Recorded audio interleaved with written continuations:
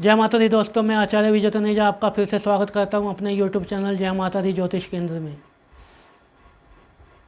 हम पढ़ रहे हैं भावाश्रय फल। विभिन्न भाव में विभिन्न ग्रहों का फल विभिन्न लग्नों में किस प्रकार किया जाता है। मेष लगन और वृषभ लगन पढ़ चुके हैं। आज हम पढ़ रहे हैं मिथुन लगन के बारे में। मिथुन लगन में चंद्र का प्रभाव। मिथुन, जब भी आप कोई प्रेडिकेशन करते हैं तो 3 बातों को ध्यान रखें। भाव कौन सा है, ग्रह कौन सा है और कौन देख रहा है उसको। भाव कौन सा है, ग्रह कौन सा है और कौन देख रहा है या कौन सी राशि है। तो मिथुन राशि के बारे में मैंने आपको जब सूर्य का प्रभाव बताया था तो बताया था कि ये द्विस्वभाव राशि है। द्विस्वभाव का मतलब इसमें चर गुण और स्थिर गुण दोनों पाए जाते हैं। कुछ कंसेप्टों को लेके ये, कुछ अप्रोच को लेके ये जिद्दी होते हैं, स्थिर होते हैं, और कुछ कंसेप्टों को लेके ये परिवर्तनशील होते हैं। जैसे मान लीजिए ये अपने ईगो को लेके जिद्दी हो गए, लेकिन स्वाभिमान को लेके परिवर्तनशील हो गए। तो दोनों प्रकार के स्वभाव पाए जाते हैं। ये बुध की राशि है तो व्यापारिक राशि है, प्योर प्रैक्टिकल राशि होती है। ये अपने काम से काम रखते हैं और अपने काम के लिए किसी भी हद तक जा सकते हैं या अपने काम को करने के लिए किसी भी हद तक जा सकते हैं। दूसरों की मदद करने का भी ये सोच रखते हैं, लेकिन जहाँ बात अपनी आती है तो ये पहला अपने स्वार्थ सिद्ध करते हैं, उसके बाद दूसरों की सोचते हैं। ये द्विपाद राशि है। अब तक जो आपने पढ़ी है वो चतुष्पाद राशियाँ पढ़ी हैं। ये तीसरी जो राशि है मिथुन राशि, ये द्विपाद राशि है। अर्थात बुद्धि विवेक इनमें ज़्यादा होता है पहले की 2 राशियों की तुलना में।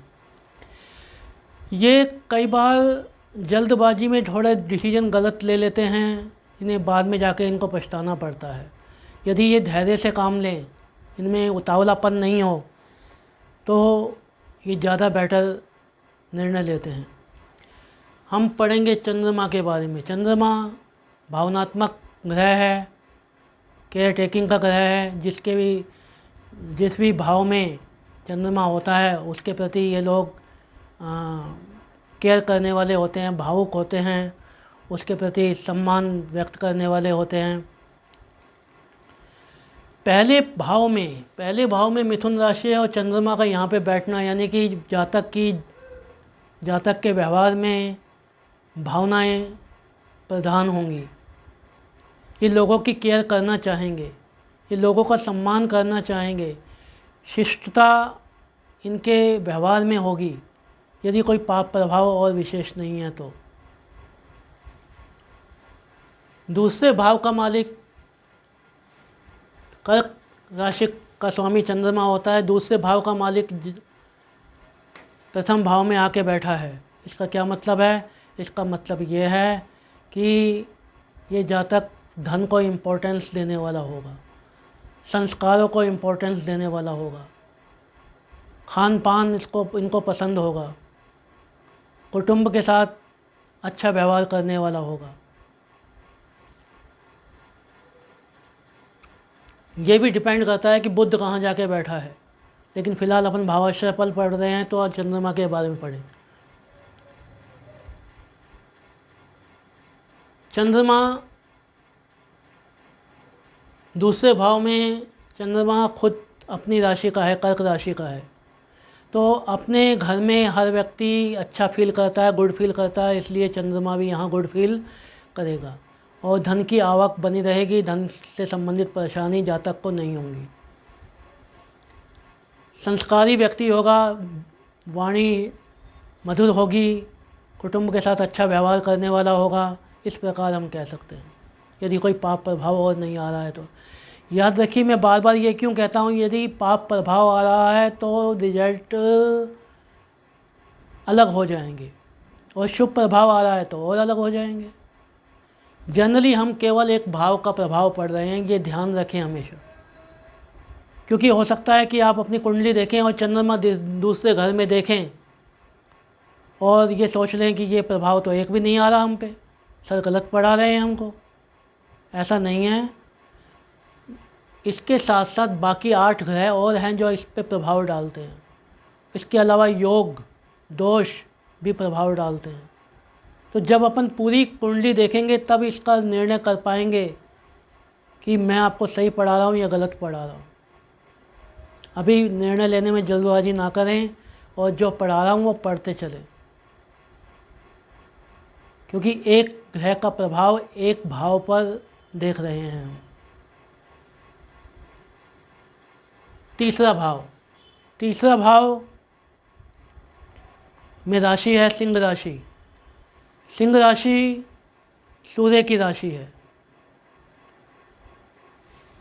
और तीसरे भाव से हम व्यक्ति का पराक्रम देखते हैं, मार्केटिंग देखते हैं, फाइनेंस की स्थिति देखते हैं, छोटे भाई बहन देखते हैं, इंटरनेट कम्युनिकेशंस स्किल देखते हैं। कौन आके बैठा है? चंद्रमा आके बैठा है। चंद्रमा भावनात्मक ग्रह है, व्यक्ति के जीवन में भावनाओं को प्रदर्शित करता है।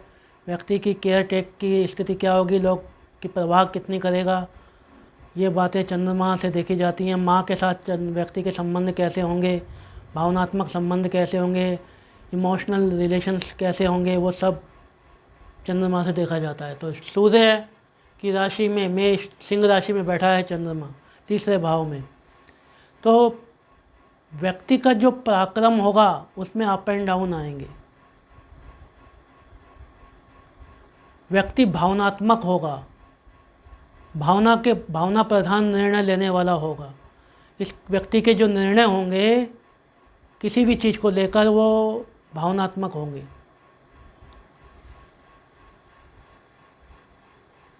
दूसरे भाव का मालिक तीसरे भाव में आके बैठा है, यानी कि दूसरे से दूसरा व्यक्ति में बोलने का स्किल होगा। लेकिन क्योंकि ये सूर्य की राशि है तो थोड़ा कहीं ना कहीं अगर सूर्य का प्रभाव वापस यहाँ पे आ गया अपने घर पे तो अक्खड़ वाणी हो जाएगी, या वाणी में थोड़ी कर्कशता या क्रोधपन या क्रूरता आ जाएगी। छोटे भाई बहनों के साथ संबंध अच्छे पाए जाएंगे। यदि चंद्रमा की स्थिति अच्छी है तो अच्छे पाए जाएंगे। चंद्रमा पीड़ित है, कहीं से पाप प्रभाव में आ रहा है तो फल अच्छे नहीं होंगे, या छोटे भाई बहनों के साथ संबंध सही नहीं होंगे। चौथे भाव की बात करें, चौथे भाव में काल पुरुष की कुंडली में चौथे भाव में कर्क राशि आती है और चंद्रमा कर्क राशि का स्वामी होता है, यानी कि काल पुरुष के हिसाब से देखें तो ये अपने ही घर में बैठा हुआ है। वैसे देखें तो बुध की राशि में बैठा हुआ है, कन्या राशि में बैठा हुआ है, बुध की राशि में बैठा हुआ है, तो माता के साथ थोड़े संबंध, क्योंकि ये शत्रु की राशि है तो माता के साथ संबंध थोड़े गड़बड़ हो सकते हैं। लेकिन कोई और शुभ प्रभाव आ रहा है, मान लीजिए शुक्र यहाँ बैठा है तो संबंध अच्छे होंगे। डिपेंड करता है कि चंद्रमा की स्थिति कैसी है, चंद्रमा पीड़ित है या अच्छी स्थिति में है, बुध कहाँ बैठा हुआ है, इस बात पर निर्भर करता है। प्रॉपर्टी के संबंध में व्यक्ति चंद्रमा की स्थिति में प्रॉपर्टी बनाएगा। चंद्रमा की स्थिति में, चंद्रमा की दशा में व्यक्ति के घर बनने के चांसेज होते हैं। माँ के साथ संबंध अच्छे होने के या माँ से कुछ उपहार मिलने की संभावनाएं बनती हैं। इस प्रकार हमने आज 4 भाव पे इसका प्रभाव देखा चंद्रमा का। पहले भाव पे मिथुन राशि में, दूसरे भाव में, तीसरे भाव पे, चौथे भाव पे। यदि आपको समझ नहीं आया हो तो आप पूछ सकते हैं। मैं फिर वापस कह रहा हूँ, यदि 3 बातें हमें देखनी होती हैं, कौन बैठा है, किसके साथ बैठा है, कौन से भाव में बैठा है। चंद्रमा बैठा है, कन्या राशि में बैठा है, किसके साथ या कौन दृष्टि में आ रहा है, मान लीजिए शुक्र दृष्टि में आ रहा है, तो चंद्र शुक्र का ये योग चंद्रमा की दशा में या शुक्र की दशा में प्रॉपर्टी दिलाएगा, यदि कोई और पाप प्रभाव नहीं है तो। मान लीजिए शनि यहाँ आके बैठ गया, तीसरी दृष्टि से चौथे भाव को देखेगा। शनि कौन है? अष्टमेश है, नवमेश है, तो कुछ हद तक प्रॉपर्टी को डैमेज करने की या प्रॉपर्टी लॉस की संभावनाएं बनती हैं, क्योंकि यहाँ से भी ये अष्टम माना जाएगा। इस प्रकार धीरे धीरे आप अपनी कुंडलियों को देखना शुरू करें और पर्टिकुलर एक ग्रह का प्रभाव आप चेक करें तो आपको पता चलेगा। जय माता दी दोस्तों।